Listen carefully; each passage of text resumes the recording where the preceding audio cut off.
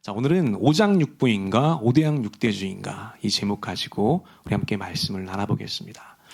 여러분들은 1년에 몇 차례 장거리 이동을 하십니까? 저는 이 본가와 처가가 멀리 떨어져 있기 때문에요. 1년에 몇 차례 정도 이 장거리 운행을 하게 됩니다. 이 장거리 운행을 할 때는 물론 국도도 있지만 여러모로 편리한 이 고속도로를 이용하게 됩니다. 여러분, 이 고속도로는 일단 신호등이 없죠. 그래서 신속하게 달릴 수가 있습니다. 그리고 휴게소가 있습니다. 음식을 살 수 있고요. 화장실을 이용하는 것이 편리합니다. 자, 그런데 이렇게 편리한 고속도로도요, 최대 단점이 있다고 하는 것이죠. 여러분, 그 단점이 무엇일까요? 바로 톨게이트비를 내는 것이죠. 톨비를 내야 한다는 것입니다. 통행세를 내야만 그 고속도로를 이용할 수가 있는 것이죠.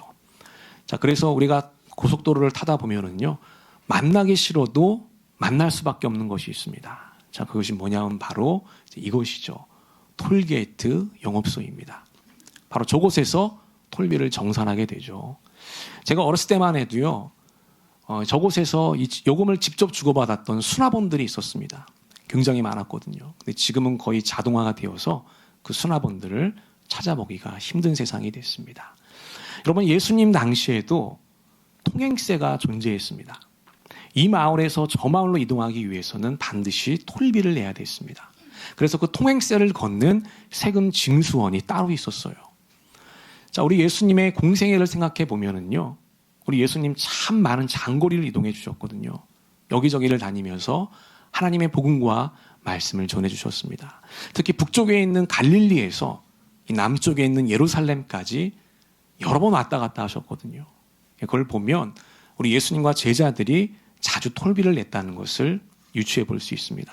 너무나 재밌게도 이 복음서에 보면 예수님과 제자들이 톨비를 내는 장면이 유일하게 한 번 나옵니다. 자, 우리 마태복음 17장 한번 보겠습니다. 우리 다 같이 한번 읽어볼게요. 우리 시작. 가버나움에 이르시니 반세계를 받는 자들이 베드로에게 나와 이르되 너희 선생은 반세계를 내지 아니하느냐. 아멘. 그럼 여기 보니까 어디에 이르렀다? 가버나움에 이르렀다. 이렇게 말씀하죠. 가버나움에 도착하니까요, 자, 이 세금을 걷는 자들이 득달과 같이 달려왔다는 겁니다. 그래서 저기 반세계 받는 자들이 베드로에게 나왔다. 이렇게 돼 있죠. 돈을 내라는 겁니다. 그러면 저 세금은 성전세였습니다. 자, 그런데 그 성전세 안에 이 장거리 통행료가 포함되어 있던 것이죠. 계속 돈 내라고 독촉하다 보니까요, 예수님이 어떻게 했을까요? 자, 베드로에게 명령을 하게 됩니다. 자, 갈릴리 바다에 가서 낚시를 해라. 자, 그러면 물고기 한 마리가 올라올 것이다. 그 물고기의 입을 벌리면 동전이 있을 텐데 그 동전으로 저 성전세와 톨비를 해결하도록 하라. 그렇게 매우 신비한 방법으로 세금 문제를 해결해 주었습니다. 여러분, 오늘 우리 애들에게도 이렇게 문제를 해결해 주면 얼마나 좋을까요? 물고기를 통해서 우리가 돈을 구하면 얼마나 좋을까요? 하여튼 하나님의 섭리가 있었다는 것을 우리가 알게 됩니다.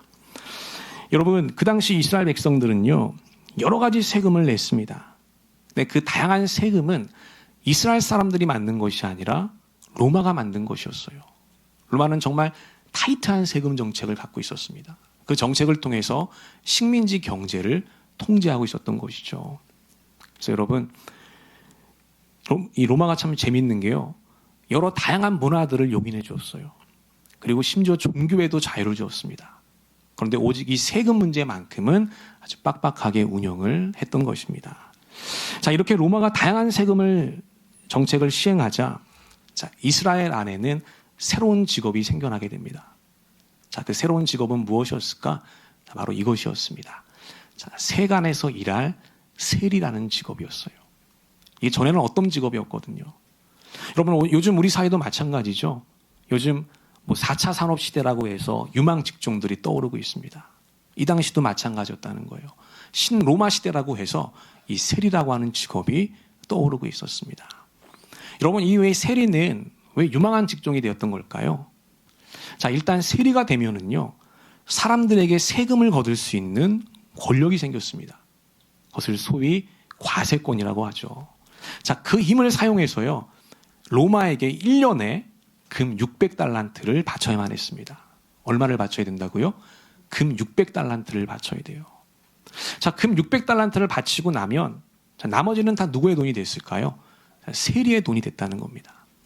자, 그러니 얼마나 열심히 세금을 걷었겠습니까?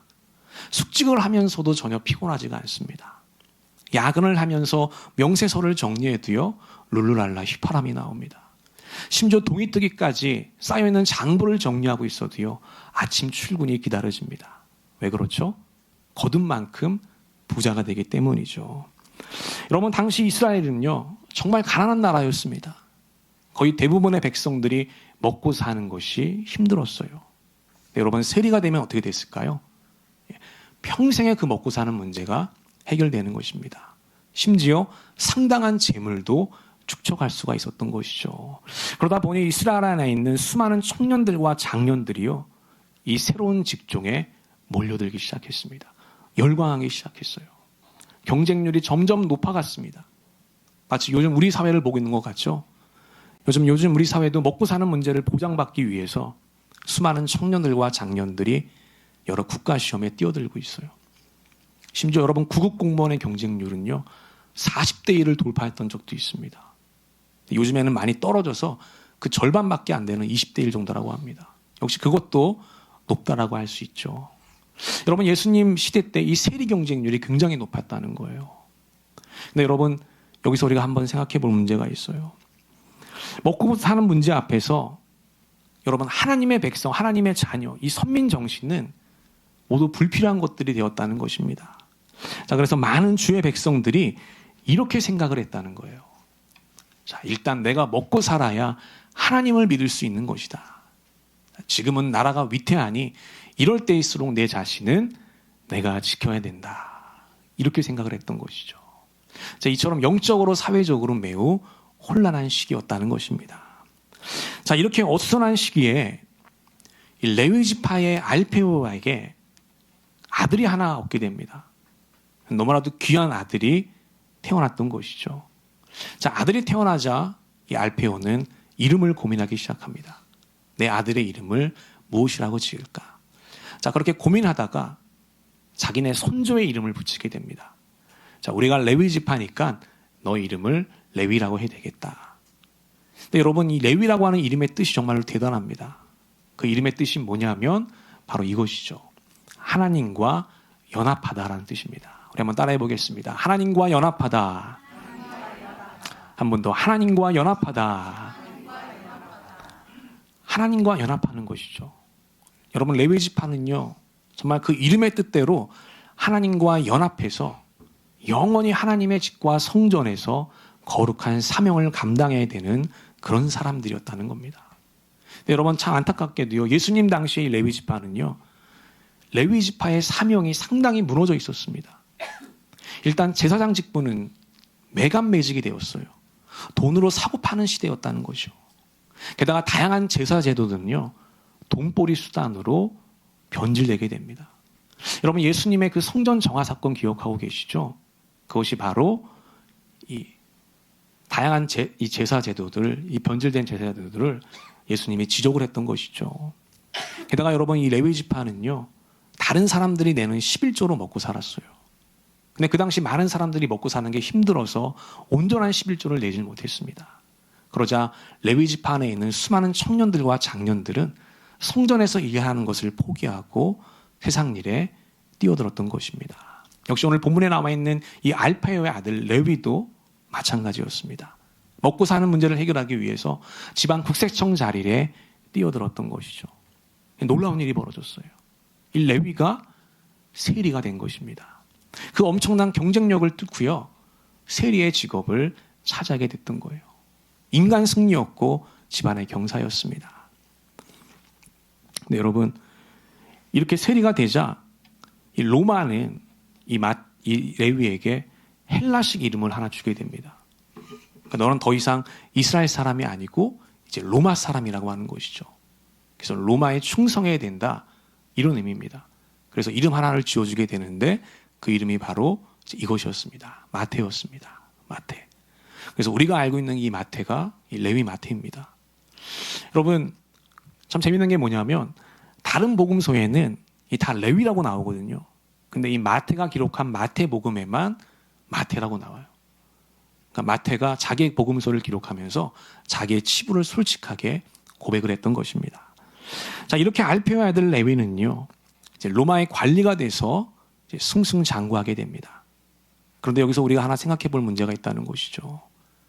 여러분, 이렇게 세상의 출세가도를 달렸던 레위, 과연 그 레위의 마음은 어땠을까요? 자, 그 레위의 마음은 무한정 평안하고 기뻤을까요? 완전한 만족감에 젖어 있던 걸까요? 아마 대부분의 세리들은 그랬던 것 같습니다. 자, 그런데 이 레위는요, 마음이 불편했다는 거예요. 먹고 사는 문제가 해결이 됐음에도 불구하고, 심지어 다른 사람들이 부러워할 만한 부와 권력과 능력을 갖고 있었음에도 불구하고 여전히 레위의 속마음은 편치가 않았다는 것이죠. 마치 여러분 아무리 좋은 신발을 신고 있어도요, 그 신발 속에 작은 모래알갱이가 있으면 어떻게 되죠? 그 발이 불편하잖아요. 마치 레위의 삶이 무엇인가 찝찝하고 개운하지가 않았던 것입니다. 자, 그래서 하루는 레위가 아버지 알페오에게 이렇게 토로를 합니다. 아버지, 저는 하나님과 연합해야 될 레위인데 이렇게 로마와 연합하는 삶을 살아도 괜찮을 걸까요? 자, 그러자 아버지가 이렇게 대답하죠. 아들아, 이 모든 것이 다 하나님의 뜻이다. 일단 우리 먹고 사는 문제부터 해결하자. 우리가 먼저 먹고 살아야 그 다음에 하나님도 있는 것이고 믿음도 있고 신앙도 있는 것이다. 자, 지금은 일보 진전을 위한 일보 후퇴라고 생각하자. 자, 그러자 다시 이 레위가 아버지에게 이렇게 묻습니다. 아버지, 우리 주변에 있는 이웃들이 우리 집을 향해서 이렇게 얘기합니다. 저들은 로마의 앞잡이고 배교자고 강도고 도둑놈이라고 수군댑니다. 자, 그러자 아버지 알페오가 이렇게 대답하죠. 아들아, 마음을 단단히 먹거라. 아무리 이웃들이 뭐라고 한들 그 이웃들이 우리의 인생을 책임져 주는 것은 아니다. 자, 이렇게 혼란한 시기일수록 우리 앞에 놓여져 있는 이 현실에 최선을 다하는 것, 그게 가장 현명하고 지혜로운 일일 것이다. 자, 이렇게 레위는 아버지 알페오와 대화를 마치게 됩니다.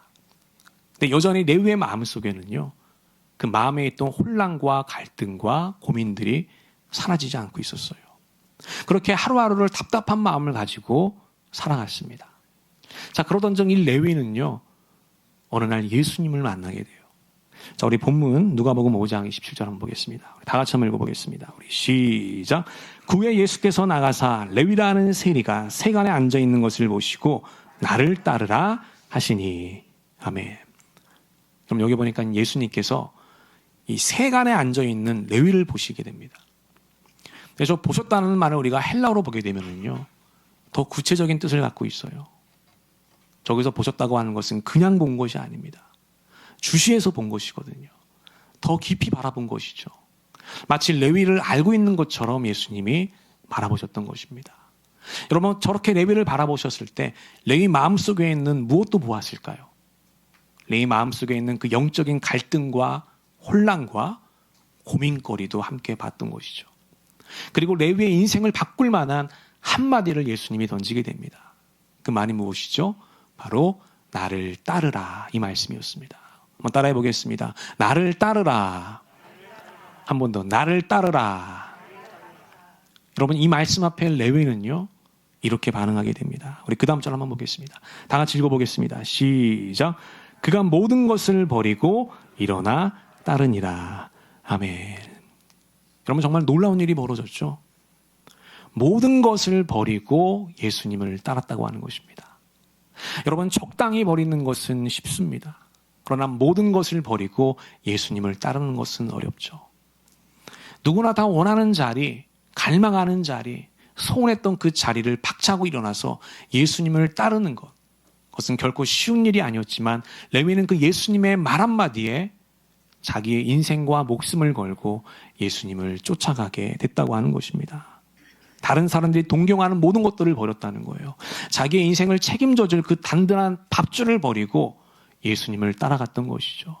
이것을 다른 말로 표현하면 자기의 오장육부를 위한 삶이 아니라 예수님과 함께 오대양 육대주를 위한 삶을 선택했다고 하는 것입니다. 여러분, 이런 레위의 모습은요, 오늘 우리들에게도 많은 도전과 울림을 가져다 줍니다. 그 첫 번째 보겠습니다. 첫째는 이것이죠. 인생의 행복과 만족은 세상의 성공이 아니라 예수님이라고 하는 것입니다. 우리 한번 따라해 보겠습니다. 인생의 행복과 만족은 성공이 아니라 예수님입니다. 여러분, 우리 인생에 진정한 만족과 행복을 가져다 주는 것은요, 우리가 이룬 성공이 아니라는 겁니다. 무엇이라고요? 예수님이라는 사실을 알게 됩니다. 여러분, 레위는 부도 얻었습니다. 권력도 얻었습니다. 나름대로의 인맥도 얻었습니다. 많은 사람들이 부러워하고 동경할 만한 것들을 다 얻고 누리고 있었어요. 근데 그럼에도 불구하고 그 모든 것들을 포기하고 레위가 예수님을 선택했다고 하는 것은요, 이 세상의 그 어떤 성공도 우리의 마음과 영혼에 참된 만족을 가져다 주지 못한다는 것을 보여주는 거예요. 여러분, 레위의 성공은요, 레위의 이 마음을 만족시키지 못했다는 것이죠. 여러분, 진정한 만족과 행복이 어디에서 온다는 겁니까? 바로 예수님에게서 온다는 거예요. 그 예수님이 우리의 진짜 만족과 행복의 근원이 된다고 하는 것입니다. 그래서 여러분, 우리가 아무리 위대한 일을 이루고 성공해도 그 안에 누가 없으면, 예수님이 없으면 우리는 결코 만족하지 못한다고 하는 것입니다. 그래서 우리가 성공하더라도 반드시 그 성공 이면에 누가 계셔야 한다는 거예요? 예수님이 계셔야 한다는 것입니다.